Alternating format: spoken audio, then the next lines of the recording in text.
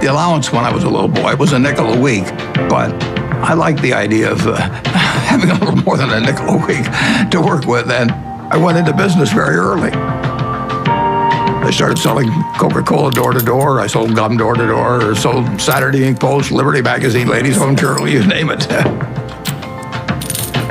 I think I enjoyed the game almost right from the start. But I like being my own boss. That's one thing I liked about delivering papers. I could arrange the route I wanted. Nobody was bothering me at 5 or 6 in the morning.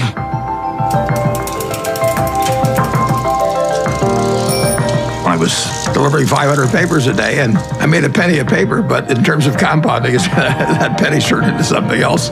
People ask me what they should take in business school, or even if they don't go to business school, what they need to know before getting in business, and I tell them, you have to understand accounting. It's the language. I mean, it's like being in a foreign country without knowing the language if you're in business and you don't understand accounting. So you want to get as comfortable with that as you are with the English language. It's made me a lot of money because I listened to what Ray Dean had to say 53 or 4 years ago, and have been able to understand what I was seeing on pieces of paper, what that told me about businesses, and the limitations of what it told me about businesses. Henry Ford, as you may know, failed twice before he started the Ford Motor Company in 1903. I mean, the test isn't whether you get the greatest business idea in the world the first time out. The test is whether you keep learning as you go along what your strengths are and what you can do for your customers, what you can bring especially to the party. And to do that, you need a genuine desire day in, day out to delight the customer. I've never seen a business, and I've seen a lot of businesses, but I've never seen one that delights the customer that doesn't succeed. I mean, what you want is that customer the next day when they think, do I want to rent a car or do I want to buy some furniture? What goes through their mind? It's the place where they've had a great experience. I don't know what I paid for this tie. Actually, probably if somebody gave it to me, but for the purposes of this speech, I will say I have no idea. But or the shirt I'm wearing, but I do know. I will remember how I was treated when I bought it. I mean, you long forget about the price, but you never forget whether you had a good experience or a poor experience with the purchase experience. Somebody once said that the chains of habit are too light to be felt until they're too heavy to be broken. I had been terrified of public speaking. I couldn't do it. I'd throw up.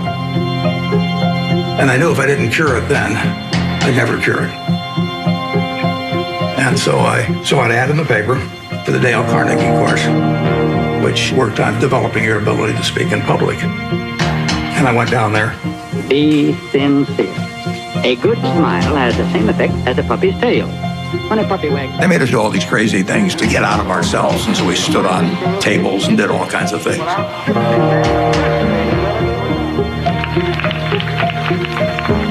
If I hadn't have done that, my whole life would have been different.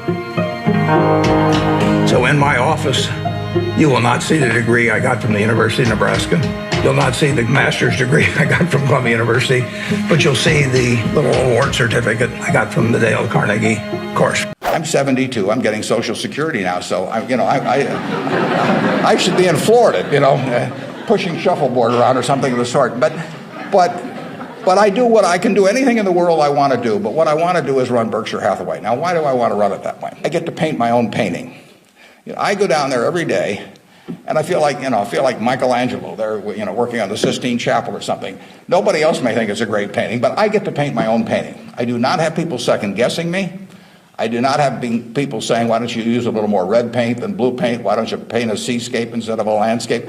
I get to do my own thing. It's a form of creativity. It's exactly like somebody feels it's a professional golfer or somebody feels it's a painter. They're not doing it for the money, primarily. They're doing it because they like doing something well. We've got a company, Flight Safety, that trains more pilots than anybody in the world. Flight Safety is run by an 85-year-old man, Al Yulshi. Al started the company with $10,000 in 1951. It now trains 4 or 5 times as many pilots as non-military pilots as anybody in the world. And he is there at 85, and it's a matter of public record. He's got $1 billion worth of Berkshire shares. He works 7 days a week. He loves it. And he loves it for the same reason that I love what I do. He gets to do it his way. He buys these big simulators that you train pilots in. He doesn't have to check with me as to whether to spend $15 million for a simulator. He doesn't ask me. He knows so much more about it than I do. Why in the world would he ask me? Well, I can't tell what kind of a plane I'm in, when I'm flying around.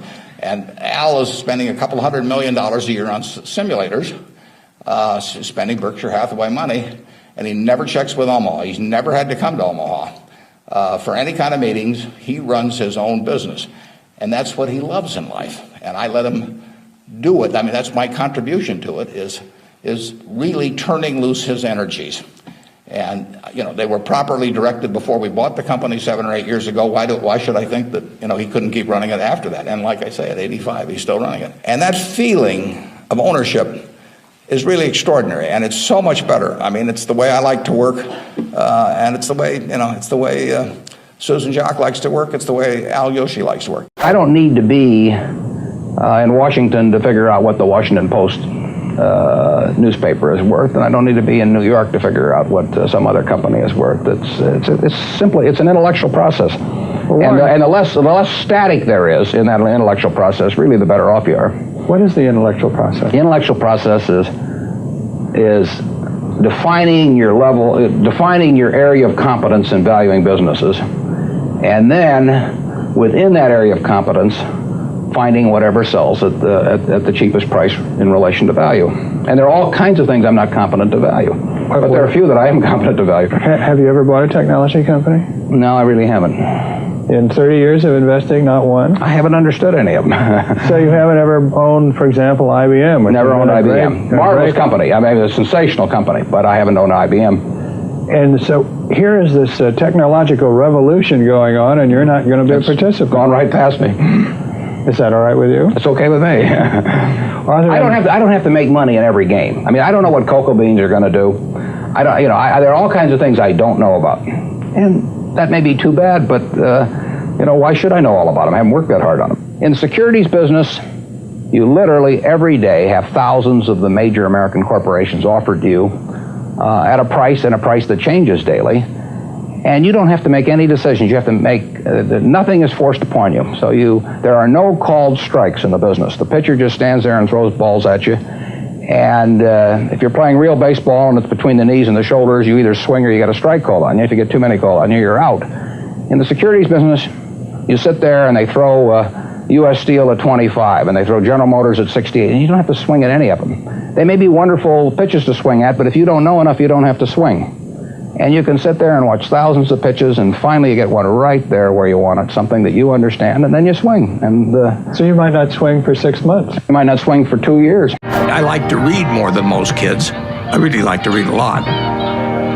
My Aunt Edie gave me a copy of the World Almanac, and that was heaven to me. And I can still tell you that the almost population was 214,006 in 1930. Some numbers just kind of stick with you.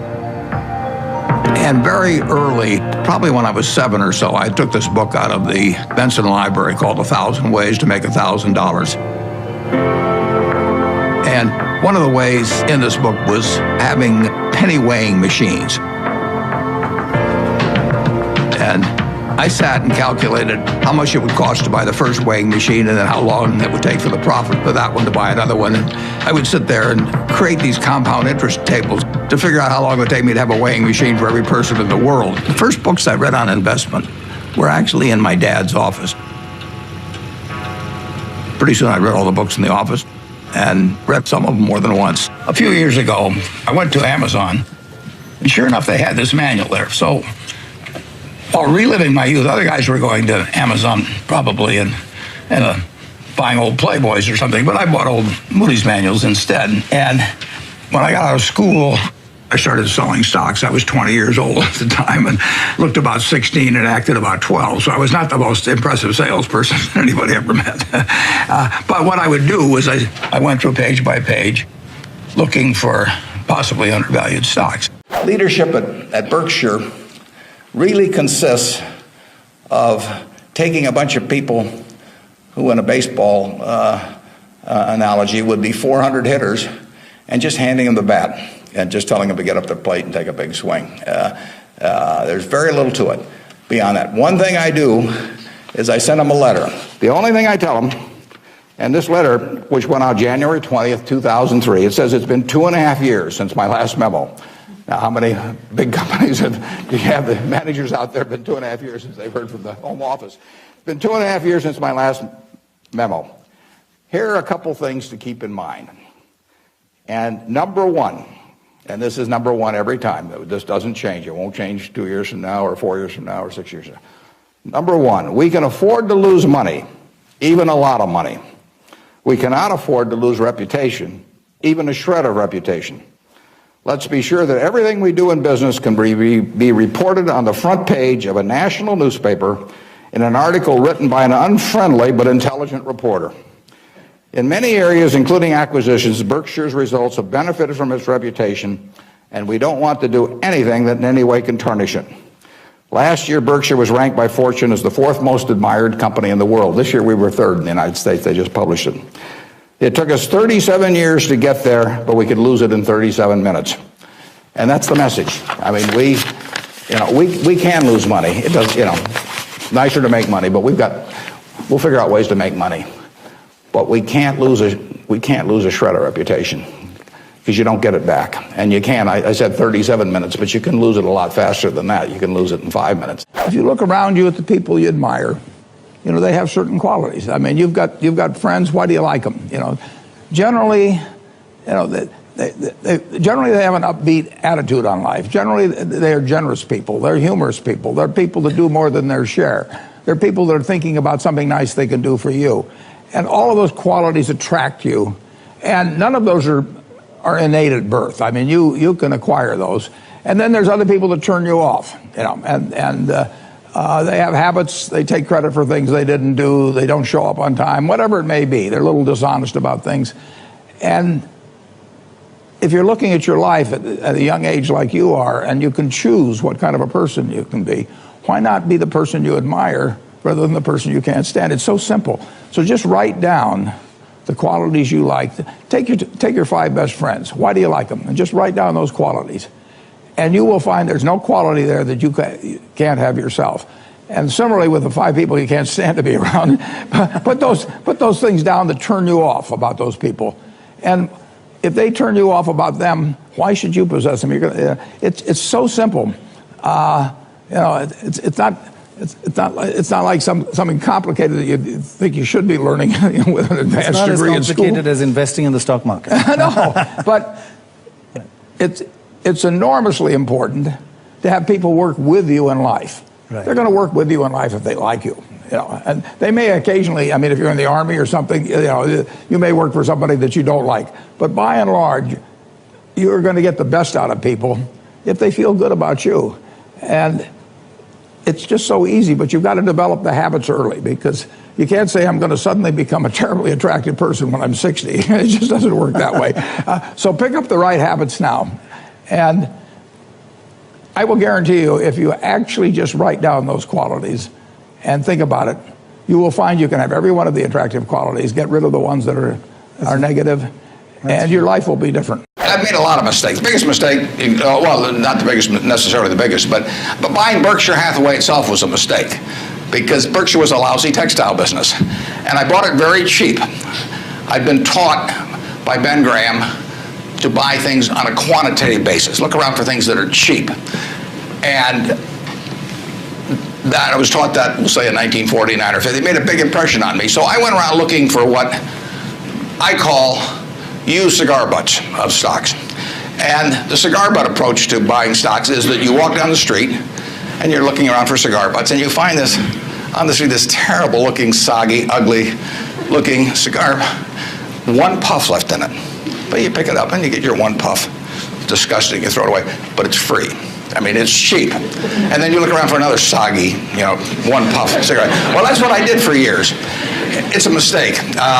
Although you can make money doing it, but you can't make it with big money. It's so much easier just to buy wonderful businesses. So now I would rather buy a wonderful business at a fair price than a fair business at a wonderful price. But in those days, I was buying cheap stocks. And Berkshire was selling below its working capital per share. You got the plants for nothing. You got the machinery for nothing. You got the inventory and receivables at a discount. It was cheap. So I bought it. And 20 years later, I was still running a lousy business, and that money did not compound. You really want to be in a wonderful business, because the time is the friend of the wonderful business. You keep compounding, it keeps doing more business, and you keep making more money. Time is the enemy of the lousy business. I could have sold Berkshire, perhaps liquidated it, and made a quick little profit, one puff. But staying with those kind of businesses is a big mistake. So you might say I learned something out of that mistake, and I would have been way better off taking what I did with Berkshire is I kept buying better businesses. I started an insurance business, See's Candy, the Buffalo, all kinds of things. I would have been way better doing that with a brand new little entity that I'd set up rather than using Berkshire as the platform. Now I've had a lot of fun out of it. I mean, everything in life seems to turn out for the better, so I don't have any complaints about that, but it was a dumb thing to do. I went into U.S. Air. I bought a preferred stock in 1989. As soon as my check cleared, the company went into the red and never got out. I mean, it was really dumb. I mean, I've got an 800 number I call now whenever I think about buying an airline stock. I call them up any hour that, fortunately, I can call them at 3 in the morning, and I just dial and I say, my name's Warren, I'm an aeroholic, and I'm thinking about buying this thing, and then they talk me down. I mean, it takes hours sometimes, but it's worth it, believe me. If you ever think about that buying an airline stock, call me and I'll give you the 800 number, because you don't want to do it. But we got lucky in terms of how we eventually came out on it, but it was a dumb decision, all mine.